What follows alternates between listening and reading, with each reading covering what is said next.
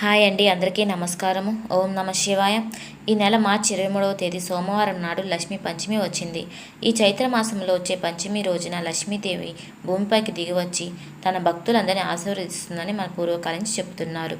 కాబట్టి ఈరోజు లక్ష్మీదేవిని పూజిస్తే చాలు, డబ్బు కష్టాలను వెంటనే తీరిపోయి ఆర్థికంగా గొప్ప స్థాయికి ఎదుగుతారు. ఈ ఒక్కరోజు చేసే పూజకు సంవత్సరం అంతా ధనానికి లోటు లేకుండా ఉంటుంది.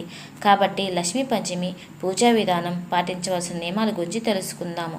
మనకి లక్ష్మీదేవి అనుగ్రహం ఉంటే చాలు, జీవితంలో ఎలాంటి కొరత ఉండదు.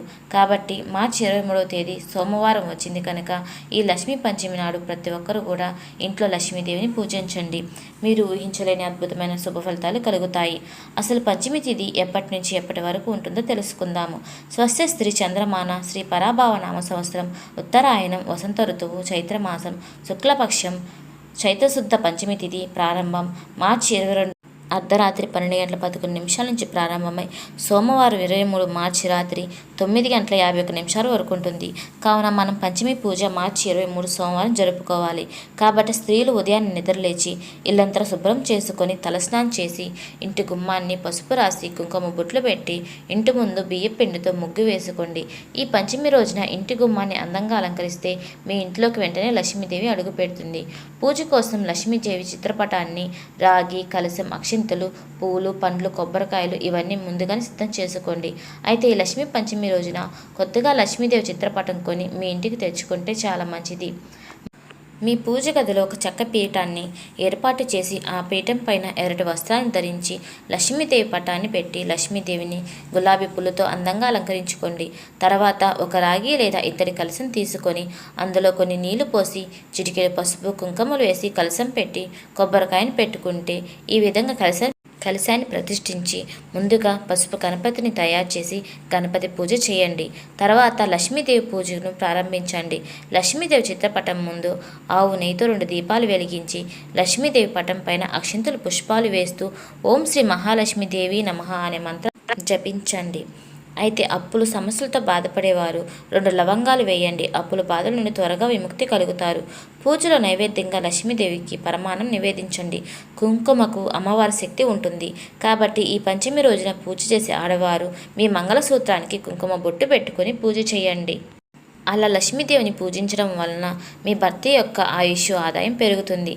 అలాగే ఈరోజు లక్ష్మీ పంచమి మరియు నాగపంచమి కావున ఈరోజు నాగదేవుని కూడా పూజ చేస్తే చాలా మంచిది.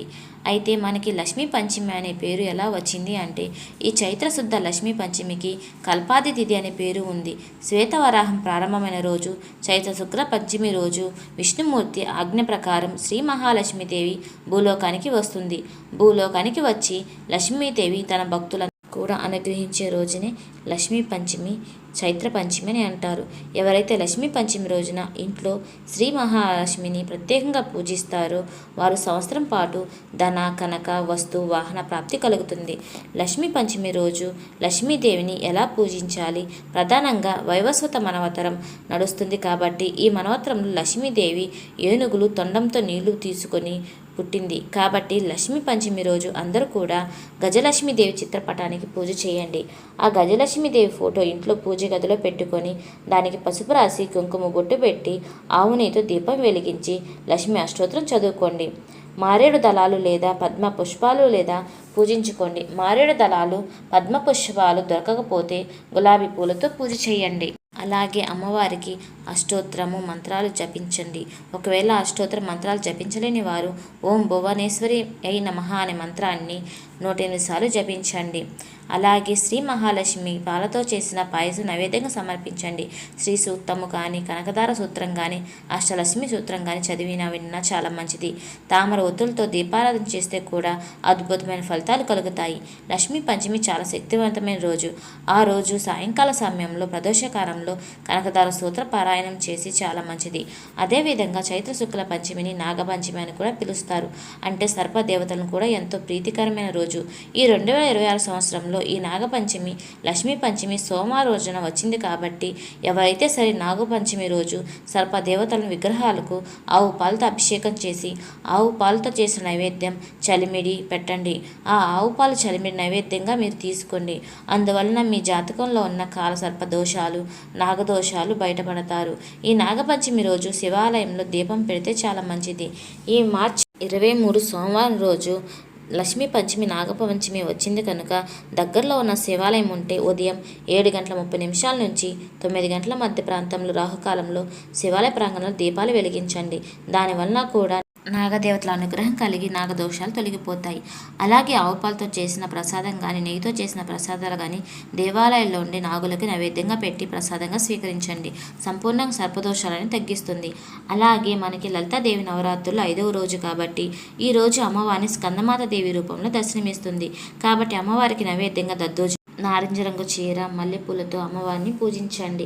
అలాగే ఈరోజు అమ్మవారి మూల మంత్రము ఓం స్కందమాతై నమః అనే మంత్రాన్ని 108 సార్లు జపించండి. ఇలా అమ్మవారికి పూజ చేయండి. మీ అందరికీ ఈ వీడియో నచ్చిందట్లయితే నాకు కొంచెం లైక్ చేయండి, షేర్ చేయండి, సబ్స్క్రైబ్ చేయండి, ఆల్ మీద ప్రెస్ చేయండి. ఎందుకంటే ముందు మీరు సబ్స్క్రైబ్ అయితే ఖచ్చితంగా చేసుకోండి. అందరికీ నమస్కారం. ఓం నమః శివాయ.